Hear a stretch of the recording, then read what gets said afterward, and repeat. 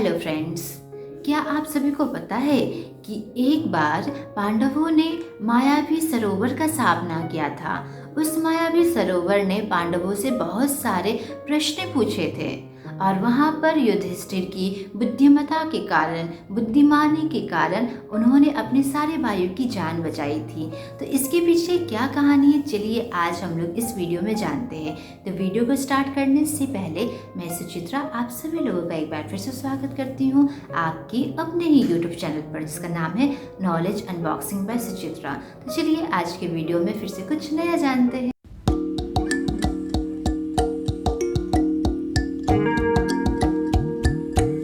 महाभारत के अनुसार एक बार युधिष्ठिर और शकुनी में एक बार चौपड़ की खेल हुई और इस बार खेल में यह शर्त रखी गई थी कि जो दल हारेगा वह अपने भाइयों के साथ 12 वर्ष तक वनवास में रहेंगे तथा उसके उपरांत 1 वर्ष अज्ञातवास के लिए जाएंगे, और यदि उसी वर्ष उनका पता चल जाए तो उन्हें फिर से वह 12 वर्ष का वनवास फिर से भोगना होगा। शकुनी और युधिष्ठिर में चौपड़ का खेल हुआ, लेकिन इस बार भी युधिष्ठिर हार गए।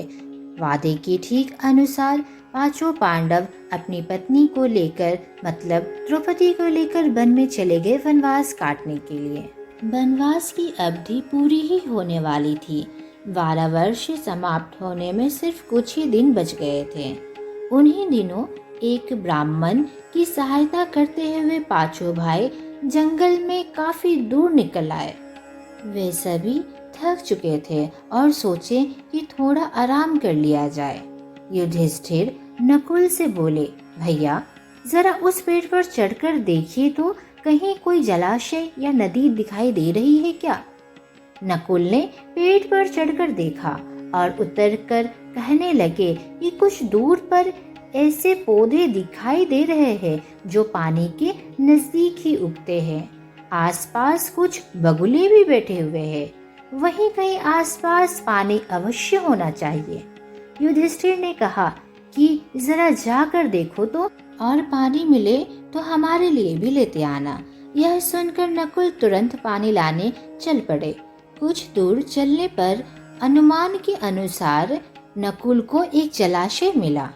उन्होंने सोचा, पहले तो मैं अपनी प्यास बुझा लेता हूँ, फिर मैं अपने भाइयों के लिए पानी ले जाऊंगा। नकुल जैसे ही पानी पीने वाले थे तो उन्हें एक आवाज आई, माद्री के पुत्र, दुस्साहस ना करो। यह जलाशय मेरे अधीन है। पहले मेरे प्रश्नों का उत्तर दो, फिर पानी पियो। इस आवाज को सुनने के बावजूद नकुल को इतनी प्यास लगी थी कि उन्होंने बिना प्रश्नों का उत्तर दिए बिना उन्होंने जलाशय से पानी ग्रहण कर लिया। पानी पीने के बाद उन्हें चक्कर आया और वे नीचे गिर पड़े। बड़ी देर तक नकुल के ना लौटने पर युधिष्ठिर चिंतित हो गए और उन्होंने सहदेव को भेजा। सहदेव जलाशय के नजदीक पहुंचे तो नकुल को जमीन पर पड़ा हुआ पाया, पर उन्हें भी प्यास इतनी तेज की लगी थी कि वह कुछ ज्यादा सोच ना सके। वह पानी पीने को ही थे। पहले जैसी वाणी उन्हें भी सुनाई दी। उन्होंने वाणी की चेतावनी पर ध्यान ना देते हुए पानी पी लिया। पानी को ग्रहण करते ही सहदेव भी अचेत हो गए और वे नीचे गिर पड़े। जब सहदेव भी बहुत देर तक नहीं लौटे तो युधिष्ठिर घबरा गए। अर्जुन से बोले, जाकर देखो तो उनके साथ कोई दुर्घटना तो नहीं हो गई। अर्जुन बड़ी तेजी से चले। तालाब के किनारे पर दोनों भाइयों को उन्होंने मृत पड़े हुए पाया तो वे चौंक गए। वो नहीं समझ पाए कि इनकी मृत्यु का कारण क्या है। यह सोचते हुए अर्जुन भी पानी पीने के लिए जलाशय में उतर गए। तभी उन्हें भी वही वाणी सुनाई दी, अर्जुन मेरे प्रश्नों का उत्तर देने के बाद ही प्यास बुझा सकते हो। यह तालाब मेरा है। मेरी बात नहीं मानोगे तो तुम्हारा भी वही गति होगा जो तुम्हारे 2 भाइयों की हुई है। अर्जुन यह सुनकर गुस्से से भर गए। उन्होंने बाण छोड़ना शुरू कर दिए। जिधर से आवाज सुनाई दी थी उसी ओर निशाना लगाकर वह तीर चलाने लगे, किंतु उन वाणों का कोई असर नहीं हो रहा था। अपने वाणों को बेकार होता देख अर्जुन के क्रोध की सीमा न रही। उन्होंने सोचा पहले अपनी प्यास बुझा लिया जाए, फिर लड़ लिया जाएगा। यह सोचकर अर्जुन जलाशय में उतर गए और उन्होंने पानी पी लिया। पानी पीते ही ठीक दोनों भाइयों की तरह अर्जुन भी अचेत होकर धरती पर गिर पड़े। युधिष्ठिर ने जब देखा कि अभी तक तीनों भाई में से अभी तक कोई नहीं आए हैं, तो भीम से उन्होंने कहा, देखो तो अर्जुन भी नहीं लौटे, जरा तुम ही जाकर तलाश करो कि तीनों भाई को क्या हो गया। युधिष्ठिर की आज्ञा मानकर भीम तेजी से जलाशय की ओर बढ़े। तालाब के किनारे पहुंचते ही अपने तीनों भाइयों को मरे हुए पाया भीम ने सोचा कि यह किसी यक्ष की करतूत मालूम होती है। फिर भीम को भी बहुत ही जोरों से प्यास लगी थी। उन्होंने सोचा पहले पानी पी लेता हूँ, फिर देखता हूँ। यह सोचकर भीमसेन तालाब में उतरना ही चाहते थे कि फिर वही आवाज आई। तो भीम ने बोला, मुझे रोकने वाले तुम कौन हो? कहता हुआ भीम भी बेधड़क्के से तालाब में उतरे और उन्होंने पानी पी लिया। पानी पीते ही अपने भाइयों की तरह वे भी वहीं ढेर हो गए। युधिष्ठिर ने जब देखा कि चारों भाई अभी तक नहीं आए, तो युधिष्ठिर ने खुद ही जाने का निर्णय लिया और युधिष्ठिर जलाशय के पास जाकर पहुंच गए। युधिष्ठिर उसी विषैले तालाब के पास पहुंचे जिसका जल पीकर उनके चारों भाई मृत्यु से पड़े हुए थे। यह देखकर युधिष्ठिर चौंक पड़े और शोक के कारण उनकी आंखों से आंसू बहने लगे।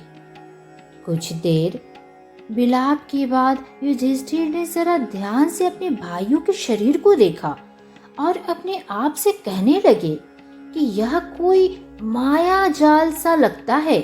आसपास जमीन पर किसी शत्रु के पांव के निशान तो नजर नहीं आ रहे। हो सकता है यह भी दुर्योधन का ही कोई षड्यंत्र हो। संभव है पानी में विष मिला हो। यह सोचते सोचते युधिष्ठिर भी तालाब में उतर पड़े पानी पीने के लिए। इतने में वही आवाज सुनाई दी, दुस्साहस न करो, यह जलाशय मेरे अधीन है। पहले मेरे प्रश्नों का उत्तर दो, फिर पानी पियो। युधिष्ठिर को आभास हो गया था कि कोई यक्ष बोल रहे हैं। उन्होंने बात मान ली और उन्होंने बोला कि आप प्रश्न कर सकते हैं। यक्ष ने कई प्रश्न किए और बहुत ही प्रसन्नता पूर्वक युधिष्ठिर ने सारे प्रश्नों का उत्तर दिया। यक्ष ने युधिष्ठिर से प्रश्न किया, युधिष्ठिर बताओ कि मनुष्य का साथ कौन देता है? युधिष्ठिर ने बताया, धैर्य ही मनुष्य का साथी होता है। फिर प्रश्न पूछा गया, कौन सा शास्त्र है जिसका अध्ययन करके मनुष्य बुद्धिमान बनता है? युधिष्ठिर ने उसका उत्तर दिया, कोई भी शास्त्र ऐसा नहीं, महान लोगों की संगति से ही मनुष्य बुद्धिमान बनते हैं। यक्ष ने फिर से युधिष्ठिर से प्रश्न पूछा कि बताओ भूमि से भारी चीज क्या है? युधिष्ठिर ने बताया, संतान को कोख में धारण करने वाली माता भूमि से भी भारी होती है। यक्ष ने फिर से प्रश्न किया, आकाश से भी ऊंचा कौन है? युधिष्ठिर ने इसका उत्तर दिया, पिता। फिर से प्रश्न पूछा गया युधिष्ठिर से कि हवा से भी तेज चलने वाला कौन है? इसका जवाब दिया युधिष्ठिर ने, मन हवा से भी तेज चलने वाला होता है। फिर यक्ष ने पूछा कि घास से भी तुच्छ ऐसी कौन सी चीज है? युधिष्ठिर तुम क्या बता सकते हो? युधिष्ठिर ने इसका उत्तर दिया, चिंता घास से भी तुच्छ चीज होती है। उसके बाद यक्ष ने फिर से प्रश्न पूछा और इस बार प्रश्न में उन्होंने पूछा कि विदेश जाने वालों का कौन साथी होता है? युधिष्ठिर ने बहुत ही सरलता पूर्वक इसका उत्तर दिया, विद्या। यक्ष इसी तरह प्रश्न पूछते गए और युधिष्ठिर इसी तरह उत्तर देते गए। फिर यक्ष ने पूछा कि घर में ही रहने वालों का कौन साथी होता है? युधिष्ठिर ने बताया, पत्नी। फिर उन्होंने प्रश्न पूछा कि मरणासन वृद्ध का मित्र कौन होता है। युधिष्ठिर ने इसका उत्तर दिया, दान, क्योंकि वही मृत्यु के बाद अकेले चलने वाले जीव के साथ साथ चलता है। फिर उनके सामने प्रश्न आया कि बर्तनों में से सबसे बड़ा बर्तन कौन सा है। युधिष्ठिर ने इसका जवाब देते हुए बताया कि भूमि ही सबसे बड़ा बर्तन है जिसमें सब कुछ समा सकता है। फिर प्रश्न पूछा गया, सुख क्या है। उन्होंने उत्तर दिया, सुख वह चीज है जो शील और सचित्रता पर स्थित है। फिर प्रश्न पूछा गया कि किसके छूट जाने पर मनुष्य सर्वप्रिय बन जाता है। युधिष्ठिर ने इसका उत्तर दिया, अहम भाव, अहंकार के छूट जाने पर। फिर प्रश्न किया गया कि किस चीज के खो जाने से दुख नहीं होता। इसका उत्तर दिया, क्रोध के खो जाने पर दुख नहीं होता। युधिष्ठिर के सामने यक्ष ने फिर से प्रश्न रखा कि किस चीज को गवाकर मनुष्य धनी बनता है। इसका उत्तर देते हुए युधिष्ठिर ने बताया, लालच।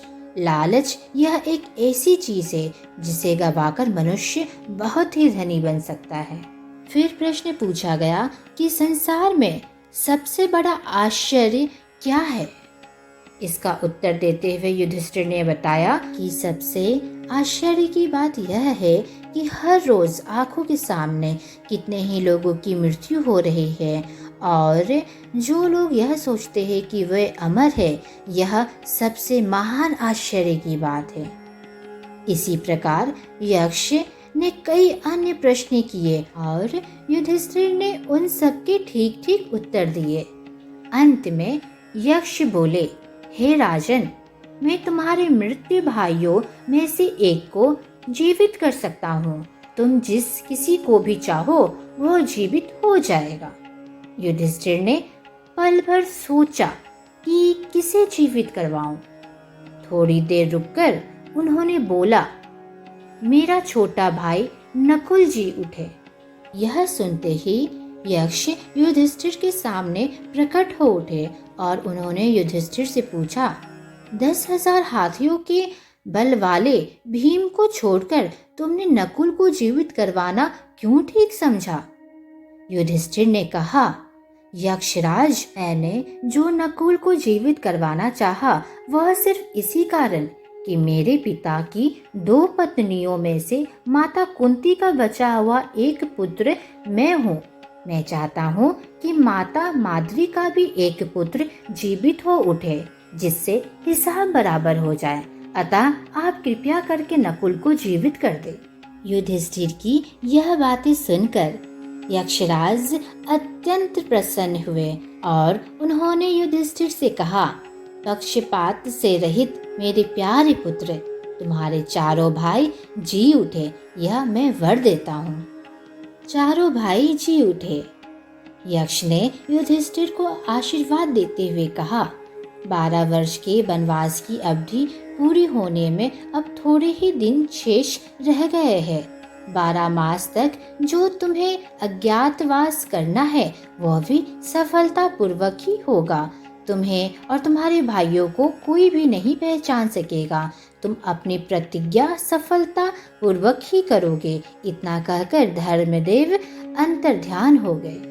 तो इस तरह युधिष्ठिर ने अपनी बुद्धि के कारण चारों भाइयों की जानों की रक्षा की और जितने भी सवाल पूछे गए थे उनके सारे उत्तर युधिष्ठिर ने ठीक ठीक दिए। तो फ्रेंड्स, अब आप सभी को पता है उस मायावी सरोवर के पीछे क्या कहानी थी। तो अगर आपको लगा हो कि मैंने आज के वीडियो में कुछ अच्छी जानकारी दी है तो कमेंट बॉक्स में ज़रूर से बताइएगा। तो अभी के लिए मैं सुचित्रा आप सभी लोगों से इजाज़त चाहती हूँ। मिलते हैं फिर नेक्स्ट वीडियो में। Tata, good bye.